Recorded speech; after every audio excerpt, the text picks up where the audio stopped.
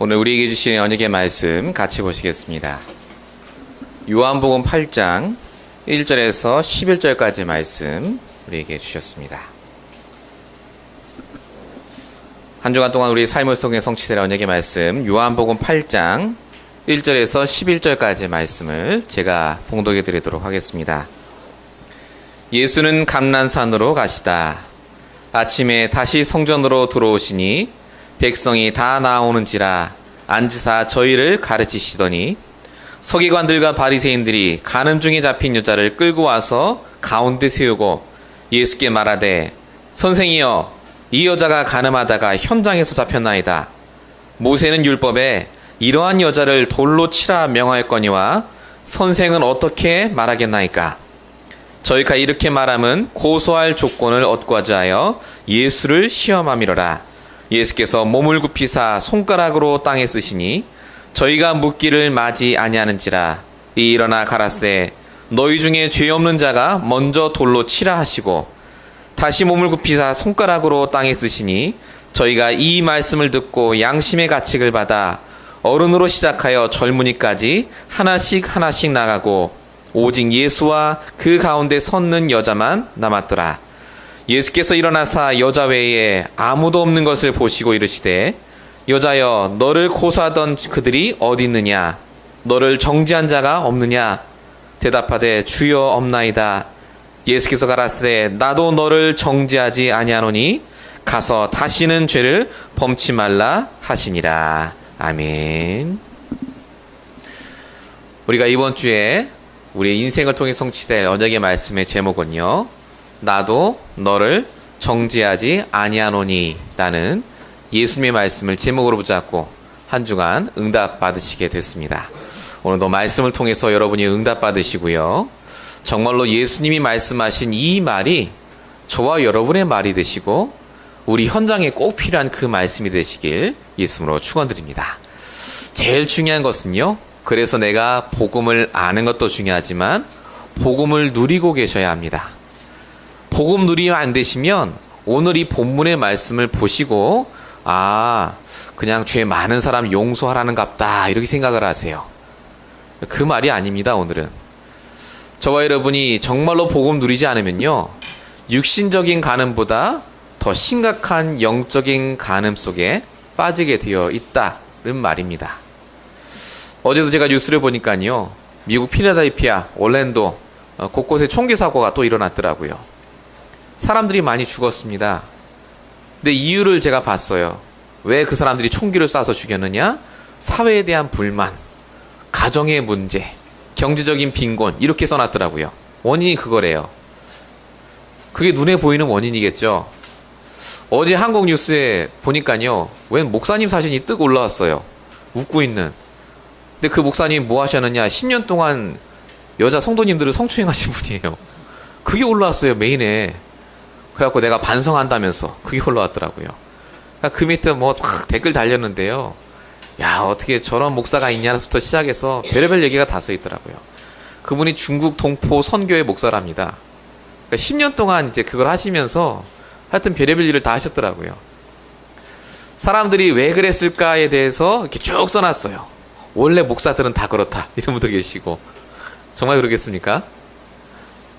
저와 여러분이 제가 이 말씀을 드리는 이유를 잘 아셔야 됩니다. 오늘 가늠한 여자가 나옵니다. 간음을 정말 하고 싶어서 했다고 생각하십니까? 그게 아닙니다. 우리가 바르게 살고 정직하게 살고 우리도 행복하게 살고 싶은데 그렇게 안 될 수밖에 없는 상황과 조건이 우리에게 있어요. 이걸 다른 말로 뭐라고 하죠? 영적인 문제라고 합니다. 그래서 세상의 문제는 영적인 문제이고, 복음을 내가 모르고 누리지 못하면 나도 모르게 그것을 다른 사람에게 돌리고 세상 탓으로 돌리게 되어 있습니다. 오늘 말씀을 영적으로 보시고요, 이 말씀이 그만큼 우리에게 가장 중요한 말씀이라는 걸 깨닫는 시간 되시기 바랍니다. 오늘 본문을 누가 제일 잘 이용하느냐, 제가 인터넷에 찾아보니까요, 천주교회 신부님들이 많이 이용하시더라고요. 보니까 천주교에서 이 본문을 가지고 뭐라고 이용하느냐? 예수님이 간음한 여인도 용서하지 않았느냐? 우리가 용서 못할 사람이 어디 있느냐? 그렇게 이제 이게 해석을 쭉 하세요. 맞죠? 근데 여러분 정말 용서가 됩니까? 용서해야지 해놓고 안 되시잖아요. 현장에 가시면. 그게 종교요. 그게 율법입니다. 바리새인들이 갖고 있던 율법은요.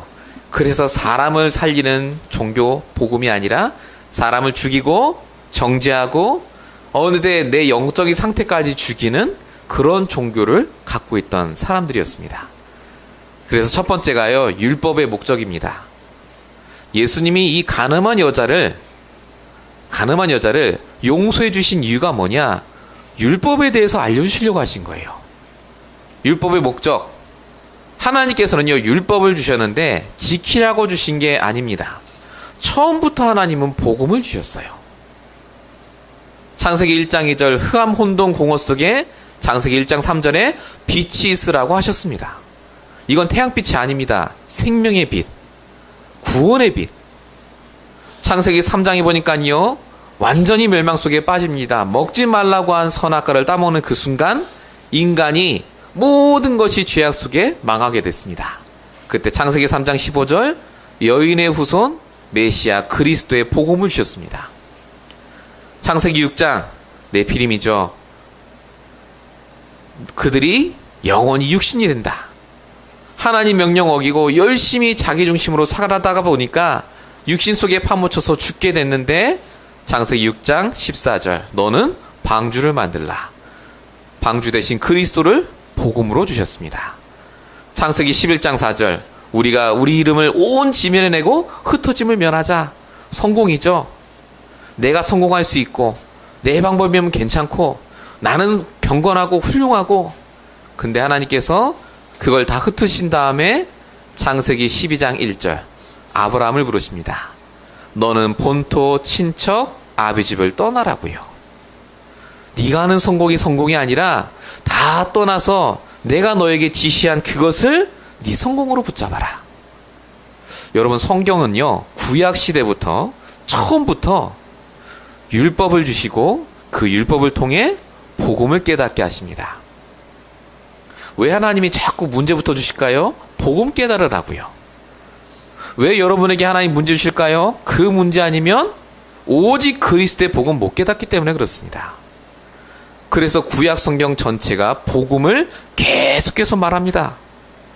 출애굽기 3장 18절 희생제사의 비밀이죠. 430년 동안 빠져나오지 못한 그들이 피 바르는 그날 빠져나왔습니다. 수많은 성막과 성전과 중요한 절기들이 전부 그리스도를 말합니다. 많은 교회들이 그걸 비유로 해석을 하고 그렇게 얘기하는데요. 그리스도 얘기합니다. 그것이. 수많은 왕과 선지자와 제사장이 구약에 왔습니다. 왜 보내주셨습니까?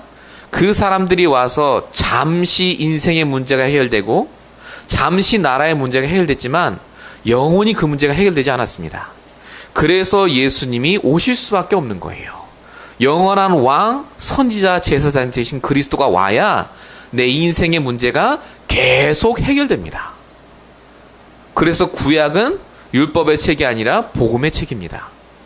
그 어떤 해석도 여러분 속지 마세요. 구약, 신약 모든 말씀은 그리스도만 말합니다. 계시록 갖고 장난치는 분들이 굉장히 많으십니다. 계시록의 모든 것은 그리스도를 말합니다. 그거 외에 다른 거 없습니다. 하나님께서 우리에게 율법을 주신 목적이 뭐냐? 그래서 우리의 근본적인 문제를 깨닫게 하기 위해서 주셨습니다. 우리 근본 문제가 뭡니까? 복음이 아니면 우리가 절대 빠져나올 수 없는 율법이 우리에게 딱 있어요. 내 기준. 여러분이 선과 악을 판단할 때 기준이 있으시죠? 그 기준이 여러분에게 어느덧 뿌리 내려서 그게 내 율법이 됩니다. 그래서 어떻게 되죠? 창세기 3장 영적 사망 상태에 이르셔서 하나님 떠나 늘 아닌 것처럼 얼굴은 하고 계시는데 마음은 힘들어요. 그로 인해서 공허하고 힘드시고 결국 사단에 붙잡혀서 세상을 살아가도 행복하지가 않으시게 됩니다. 그래서 하나님이 우리에게 그 율법, 즉 말씀을 주셔서 내가 그 말씀을 지킬 수 없는 사람이란 걸 깨닫길 원하세요. 가늠한 여인은 용서하자가 문제가 아니라 용서할 수 없는 나를 먼저 발견하길 원하십니다. 여러분, 이게 제3자의 얘기여서 그렇지요. 여러분 가정 얘기라고 생각해 보세요. 용서가 정말 될 것 같습니까? 가늠보다 다른 일이 여러분에게 일어났다. 정말 용서하시겠습니까? 안 된다니까요. 그래서 예수님이 오늘 이 사건을 우리에게 주시는 겁니다. 갈라디아서 3장 24절. 이같이 율법이 우리를 그리스도께로 인도하는 초등교사가 되어 몽학선생이 되어, 예전에 그렇게 써 있습니다. 이게 어떤 사람이라고요? 노예인데 주인집 아들을요 잘 자랄 때까지 키우는 사람이 몽학선생이었습니다. 교사. 그때는 이 주인집 아들도요 그 선생의 말을 들어야 돼요. 노예지만. 왜냐? 알아야 되니까. 근데 그 아들이 장성해서 어느 정도 자기가 컨트롤이 되면 더 이상 그 말을 듣지 않아도 됩니다. 하나님이 우리에게 율법을 주신 목적은 바로 기준과 이정표를 주셔서 내가 죄인임을 깨닫게 하는 것이 하나님의 목적입니다. 그 이상도 그 이하도 아닙니다. 그래서 율법으로 구원 얻을 수는 없습니다. 구원이 필요하다는 것은 깨달을 수 있으시죠? 그래서 성경의 목적은 예수가 그리스도이심을 아는 것, 그리고 그 이름을 힘입어 생명을 얻게 하는 것, 이 두 가지 외에는 절대 없습니다. 성경을 가지고 다른 말을 하는 분들은요, 성경에 보니까 저주를 받는다고 써 있습니다. 요한복음 20장 31절 꼭 외우셔야 됩니다. 이 구절은요. 오직 이것을 기록함은 너희로 예수께서 하나님의 아들 그리스도이심을 믿게 하려 함이요 또 너희로 믿고 그 이름을 힘입어 생명을 얻게 하려 함이라. 이게 성경의 목적입니다. 그래서 갈라디아서 1장 7절 8절 보면요, 바울이 이렇게 얘기합니다. 다른 복음은 없나니 우리가 너희에게 받은 것 외에 다른 복음을 전하면 저주를 받을지어다 라고 얘기합니다. 예수가 그리스도라는 복음 외에 다른 거 전하시면 안 됩니다. 그것이 여러분에게 복음이 되셔야 됩니다. 지금은 다른 복음이 많습니다. 좋은 소식이 많아요. 다 복음이라고 하더라고요. 몰몬도 복음이라 하고 여호와 증인도 복음이라 하고. 근데 성경은 오직 이 두 가지가 성경을 주신 목적이라고 얘기합니다. 여러분이 이 복음 안에 먼저 딱 서 계셔야 돼요. 이 복음을 몰랐던 사람이 누굽니까? 오늘 유대인들입니다. 성경을 그렇게 많이 알고 탈무드 많이 졌는데도 불구하고요, 성경이 뭘 말하지를 몰랐습니다. 자, 그 유대인들이 오늘 어떤 논을 갖고 있었는가가 성경에 나옵니다. 두 번째 두 가지 시각입니다. 오늘 본문의 가늠한 여자를 유대인들이 잡아옵니다. 자, 유대인들의 영적 상태를 보셔야 됩니다. 당연한 짓을 한 것 같죠? 예, 당연한 짓을 했습니다. 3절에 보시면 간음 중에 잡힌 여자를 끌고 왔다라고 써 있습니다. 이게 무슨 말이죠? 간음 중에 잡은 거예요. 기다리고 있었다는 겁니다. 현장을 붙잡은 거예요. 급습해서. 자, 유대인들은, 랍비들은요, 성경을 알고 있다면 어떻게 됩니까? 그 죄를 짓기 전에 그거 하지 말라고 얘기를 해줘야 돼요. 그게 정말 복음하는 사람의 자세 아닙니까? 근데 이 사람들은요, 말씀을 안다는 유대인들이 권고는 안 할 망정 그 현장을 급습해서 잡아서 죽일 생각을 해요. 그것도 더 악한 게요, 그걸 이용해서 예수님을 시험하려고 합니다. 이 사람들의 눈이 뭐냐? 율법적인 눈입니다. 저 여자는 어차피 간음할 여자이기 때문에 말씀 전해도 안 돼. 저 여자는 자비가 필요 없어. 홍구멍을 내야 되고 이걸 돈으로 삼아서 다시는 사람들이 율법 어기지 못하도록 해야 되겠다. 그게 그 사람들의 생각이었습니다. 마태복음 7장 5절에 보면요, 외식하는 자여 먼저 내 눈 속에서 들보를 빼어라 라고 써 있습니다. 들보가 뭐죠? 집의 기둥입니다. 기둥. 엄청나게 큰 기둥이 우리 눈 속에 있다. 무슨 말이죠? 실제로 우리가 정죄하는 것보다 내 안에 있는 죄가 더 큽니다. 유대인들의 평상시 영적 상태가 멸망의 상태였다는 말입니다. 사람을 쳐다볼 때 그 눈으로 보는 거예요. 계속해서. 영적으로 황폐해져 있으니까 누굴 만나도 저 사람의 죄가 보이고 단점이 보이고 핑계할 게 보이지 그 사람을 살릴 수 있는 말씀이 마음속에 없다는 말입니다. 그런 분들이 참 교회에도 많이 있습니다. 너무나 바른 말이시고 똑똑한 말이고 정말로 긍정적인 말인데 듣고 나면은 힘이 빠져요. 복음이 아니기 때문에 그렇습니다. 이 사람들이 말씀 적용 어떻게 했느냐? 평상시에 5절에 보세요. 모세는 율법에 이런 사람을 돌로 치라고 명했습니다. 이게 레위기서 20장 10절, 신명기서 22장 22절에 써 있어요. 돌로 치라고. 근데 왜 간음하지 말라고 했는지가 중요해요. 돌로 치는 게 중요한 게 아닙니다. 왜 간음하지 말라고 했습니까? 정말로 하나님과 함께하는 그 영적인 상태가 육신적인 간음으로 인해서 무너지기 때문에 그래요. 영적 상태를 망치는 사단의 통로가 되기 때문에 간음하지 말라고 한 겁니다. 성경은 판단하는 책이 아닙니다. 사람을 살리는 책이에요. 그래서 성경이 그 말씀을 주셨는데 이 유대인들이 성경을 가지고 사람을 죽이는 것으로 이용합니다. 마태복음 4장 6절에도요. 마귀가 성경을 가지고 사람을 죽이는 걸로 활용을 해요. 기록되었을 때 그들이 손으로 너를 받들어 발이 돌에 부딪히지 않게 하리로다. 이게 마귀가 예수님께 시험할 때 성경을 그대로 인용해서 한 말이거든요. 율법적인 시각을 갖고 있는 분들의 특징은 뭐냐? 성경 많이 합니다. 네, 그 성경을 가지고 사람을 정죄하고 판단하고 오히려 죽입니다. 그 끝이 뭐냐? 율법의 끝은요. 정죄입니다. 너는 그래서 안 돼. 이거예요. 6절에 고소할 조건을 얻고자 하여 예수를 시험하리라. 예수님도 안 되는 거예요, 지금. 그 사람들 눈에 보기에는. 저기에 말은 잘하는데 어떻게 안식일날 죄를 범하고 저러느냐. 저 인간 죽여야 돼. 그거예요.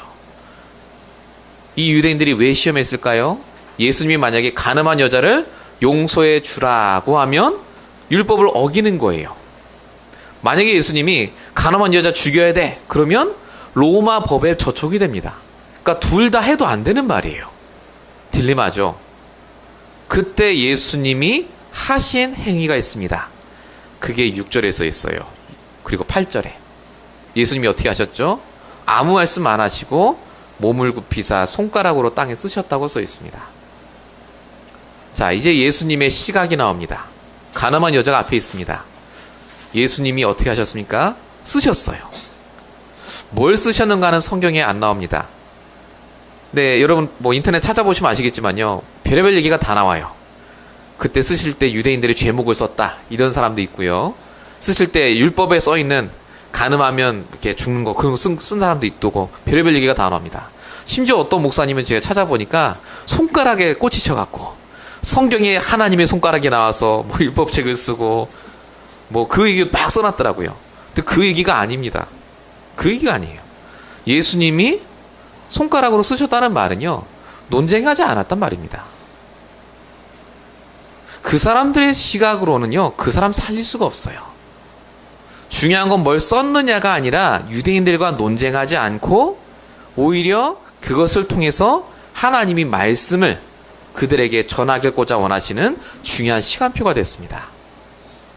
율법적으로 보면 누가 깨끗하겠습니까? 근데 예수님이 지금 뭘 하셨느냐? 증인 되시는 시간표셨습니다. 유대인이에요, 유대인. 예수님도 유대인입니다. 근데 예수님이 간음한 여자를 앞에 두고 그 여자를 살릴 수 있는 증인 됐다는 말입니다. 그래서 예수님이 말씀하신 게 7절에 죄 없는 자가 먼저 돌로 치라고 말합니다. 여기서 말하는 죄가 뭐겠습니까? 원죄를 말합니다. 간음하지 말고요. 그건 죄도 아니에요. 사실은. 이 원죄 문제가 아니면 너희도 똑같이 이 간음한 죄보다 더 심각한 죄를 짓지 않느냐라는 말입니다. 복음 모르면요. 결국은 하나님 떠난 이후에 육신적인 간음보다 더 큰 영적인 간음을 할 수밖에 없습니다. 영적인 간음이 뭐죠? 만족하지 못하는 거라니까요. 복음으로 만족이 안 되는 거예요. 말씀으로 만족이 안 되는 겁니다. 그러니까 사람을 의지하고 돈을 의지하고 내 신념을 의지할 수밖에 없습니다. 그게 육신적인 간음보다 더 큰 죄입니다. 여러분은 어떻습니까? 정말로 여러분에게 죄가 없습니까? 우리 있죠. 그 죄를 하나님이 깨닫길 원하실 겁니다. 다 죄인입니다. 하나님이 깨닫게 원하시는 복음이 뭐냐? 올바른 복음이 선포될 때, 말씀을 들을 때 내가 누군지가 깨달아지게 돼 있어요. 그게 9절입니다. 저희가 이 말씀을 듣고 양심의 가책을 받았다라고 써 있습니다. 복음적인 정확한 말씀이 선포되면요, 내 안에 있는 영이 깨어납니다. 내가 누군지부터 보인다니까요. 정죄하기 이전에 그 정죄를 할 수 없는 내가 보여요. 여러분이 지금 이 시간 강단의 말씀 듣습니다. 그 말씀을 지금 누가 듣고 있느냐? 여러분 육신 속에 있는 영혼이 듣고 있습니다. 뭐 하느냐? 내가 누구인지부터 깨닫게 하세요. 예수님은 유대인들도 살리려고 오셨어요. 유대인을 핍박하고 저주하신 것 같죠? 아닙니다. 유대인들도 이 복음을 듣고 깨닫길 원하셨다니까요. 그래서 오늘 이렇게 하신 거예요. 지금 가늠한 여자를 용서해 준 게 포인트가 아닙니다. 예수님은 처음부터 죽으시는 그 순간까지 복음을 깨닫길 원하시도록 계속해서 작업하신 거예요. 저와 여러분이 그래서 말씀을 듣고 그 말씀이 진짜 나에게 적용될 때 비로소 하나님이 원하시는 당연한 생각과 행동을 하게 됩니다. 말씀이 있으셔야 돼요. 그래서 제가 어저께도 말씀드린 것 같은데요, 제가 만나는 한 분께서 가정에 문제가 오셨습니다. 굉장히 문제가 오셔서 이렇게 저한테 상담 전화가 오신 거예요. 월요일날 제가 그분을 만났을 때 앞으로 이렇게 가정에서 이렇게 두 분이 만나서 서로 화해하고 풀려고 한다. 만났을 때 목사님 잘 얘기될 수 있도록 기도해 주세요라고 했는데 그 전화가 이제 금요일날인가 왔어요. 근데 목소리가 다 죽어가는 목소리로 목사님 안 만나겠대요, 둘 다. 그러시는 거예요. 둘 다 상처받았다 하고 막 내가 그 사람 만나면 무섭다 하고 막 그런데요. 가정 안에서 그런 만남인 거예요. 그게 해결이 돼야 되는데 저한테 전화한 분은 그게 정말로 많은 기도 제목이었나 봐요. 딱 안 만난다고 하니까요, 풀이 죽어갖고 저한테 목사님 제가 기도되는데 하나님이 왜 이렇게 응답을 안 주시는지 모르겠대요. 근데 제가 그랬거든요. 그게 응답이라고. 그러니까 그 친구는 이제 힘들죠. 그게 왜 응답인지 모르니까. 하나님이 내게 주시는 말씀이 내 안에 들어오면 그게 응답으로 보이는데 응답으로 안 보이는 거예요.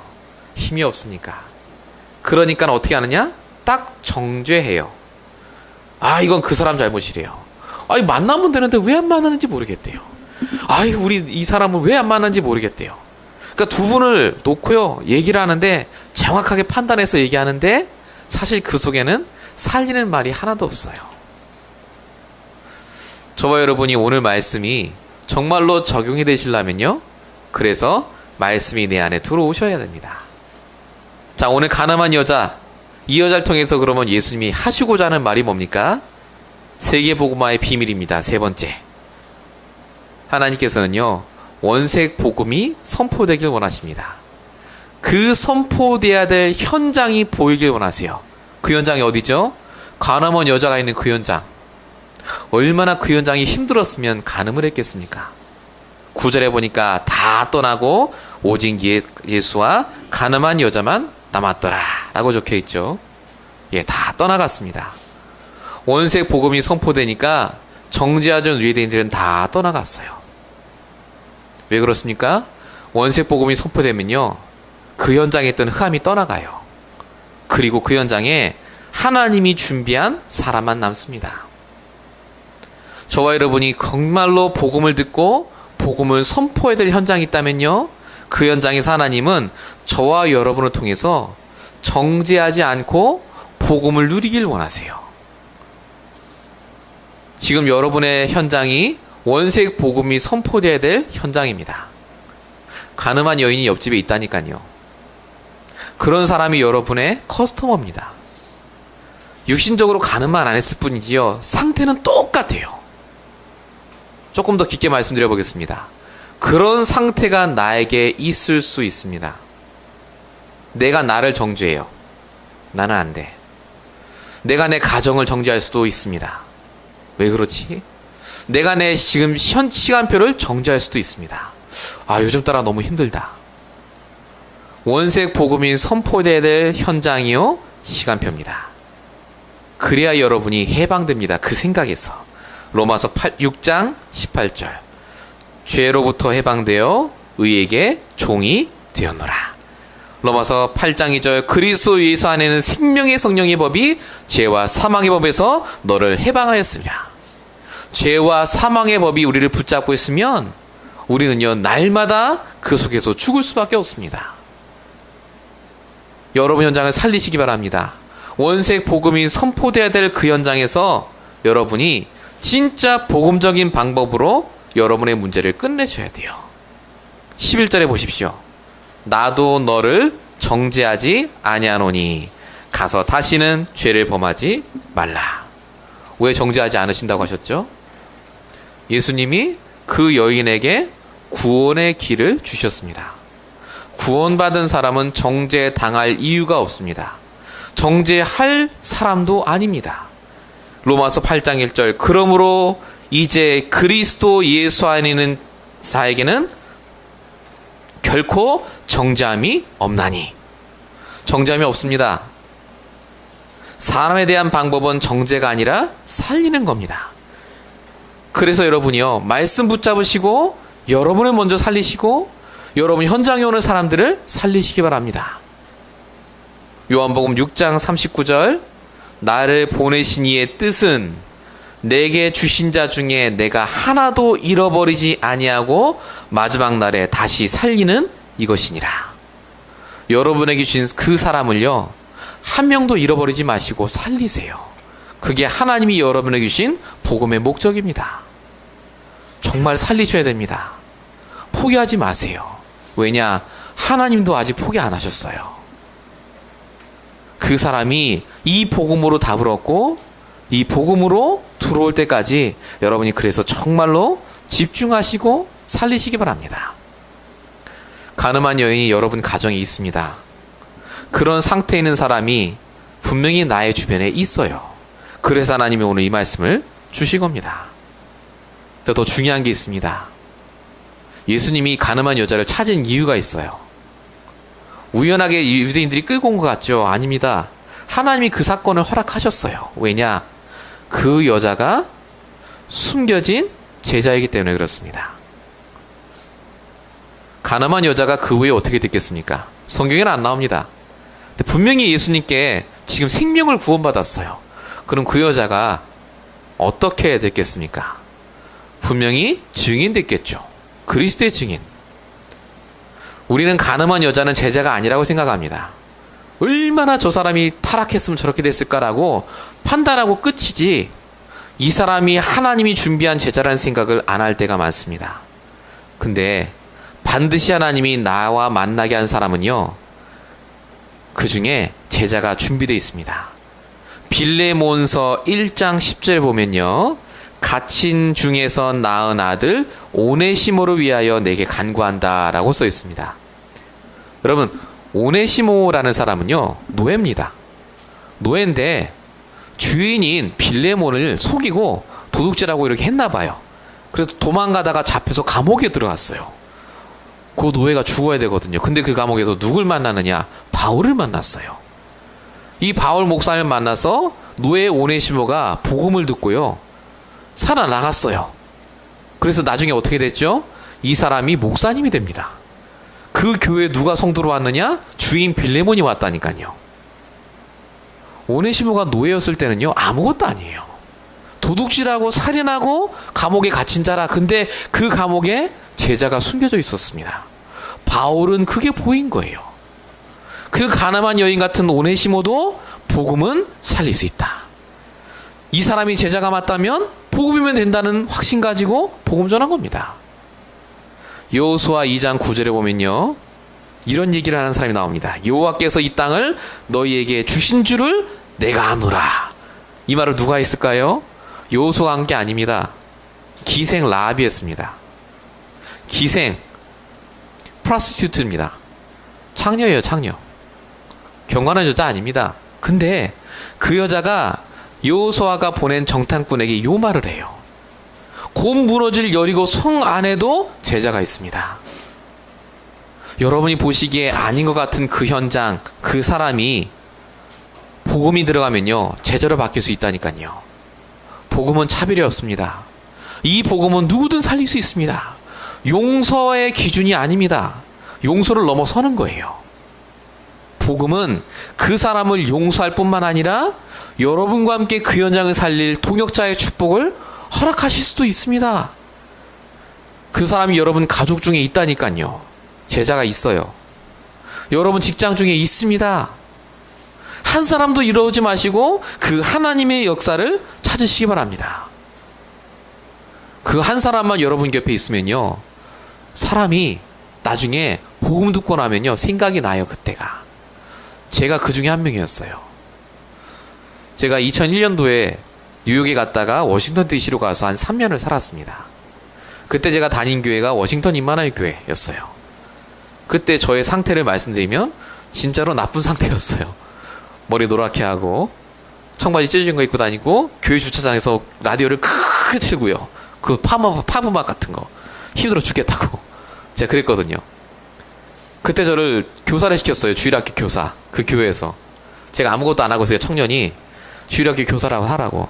제가 갔는데요, 계속 조는 거예요. 제가. 왜냐면 월요일부터 토요일까지 일을 했거든요. 식당에서 아르바이트하고. 얼마나 힘들었겠어요. 한 식당에서. 조니까 거기 앉아있던 4학년 초등학생이 선생이라고 왔는데 졸고 있으니까요, 뭐라 영어로 하더라고요. 그때 제가 못 알아들었어요. 근데 제가 딱 하나 알아들었어요. Forget about it. 그래요. 포기한 거예요. 그 학생도 저를. 얘가 가서 엄마한테 얘기했나 봐요. 엄마, 우리 교회 이상한 청년이 있다면서. 맨날 졸고 있고 머리 노랗고. 제가 그때는요, 완전히 죽어 있었어요. 영적으로. 근데 하루는요, 목사님이 저를 부르셨어요. 선혜성 목사님이라고 계십니다. 지금 한국에 가 계시는데 저를 부르시더니요, 앉아보래요. 그러더니 너가 목사 아들로 하나님 부르시고 다른 교회도 아니고 이 다락방 운동송에 있는 교회로 오게 한 하나님 계획이 있다. 분명히 너는 앞으로 하나님께서 쓰실 종이 될 거래요. 제 속으로 이 사람이 미쳤구나 싶었어요. 무슨 종이에요? 저는 목사일 생각도 없는데. 근데 그분이 쭉 얘기를 해주시는 거예요. 하나님 계획이 분명히 있다는 거예요. 그래서 지금은 힘들지만 네가 예배 꼭 놓치지 말고 주일 예배는 무조건 와서 예배를 드리래요. 그리고 저를 이제 다락방 해줄 분을 붙여주셨어요. 그때 저는 그런갑다 싶었어요. LA 왔습니다. 제가 2004년에 그때도 힘들었어요. 제가 막 사기당하고 그랬거든요. 근데 그때 당시에 만난 목사님이 김대현 목사님이란 분이에요. 저를 그 조그만 사무실에 부르시더니요, 앉아보래요. 똑같은 얘기를 하는 거예요. 앞으로 우리 교회가 이렇게 성장을 하면 너를 전도사로 쓸 거라는 거예요. 제가 그때 한의대를 다녔거든요. 침을 놓겠습니다. 그거 했던 사람인데 한의대는 저보고요, 그거 하지 말고 목회를 해야 된다는 거예요. 저보고. 얼마나 확실히 얘기하는지 쭉 얘기를 해요. 앞으로 목사가 되고 하나님이 네 그 과거 배경을 통해서 살릴 사람이 있다는 거예요. 저 그때 안 믿었어요. 그때 만난 분들이 여기 다 있잖아요. 지금 증인이에요. 지금 벙커베드도 자고. 근데 그때 이후로 그 말이 제가 생각이 나요. 그분들은 아무것도 아닌, 사람들이 다 안 된다고 생각한 청년 하나를요, 제자로 생각하고 복음 전하고 힘을 주신 거 아니겠습니까? 저는 그때 몰랐는데 하나님 계획이 있었던 것 같아요. 저는 그래서 너무너무 감사합니다. 여러분을 만나는 사람이 그 한 사람일 수 있습니다. 지금은 아닐 수 있습니다. 이 가늠한 여인이 제자라니까요. 자기와 같이 가늠할 수밖에 없는 여자를 살릴 수 있는 사람, 진짜 마음에 한을 품고 너 그러면 안 된다 라고 얘기할 수 있는 사람이 유대인이겠습니까? 이 가늠한 여자이겠습니까? 유대인들은 그 말 못해요. 그 상황 안 돼봤으니까. 근데 이 가늠한 여자는 살릴 수 있다니까요. 하나님이 여러분의 인생을 그렇게 사용하시고 지금까지 인도하셨습니다. 나도 너를 정죄하지 않는다. 다 아신단 말입니다. 여러분도 정죄하지 마시고 그 사람 살리시고 제자로 만드시기 바랍니다. 결론입니다. 우리가 이제는요, 종교화된 복음을 다시 참된 복음으로 바꾸셔야 합니다. 그래서 항상 복음으로 시작하고 복음에서 여러분이 모든 걸 돌아가시기 바랍니다.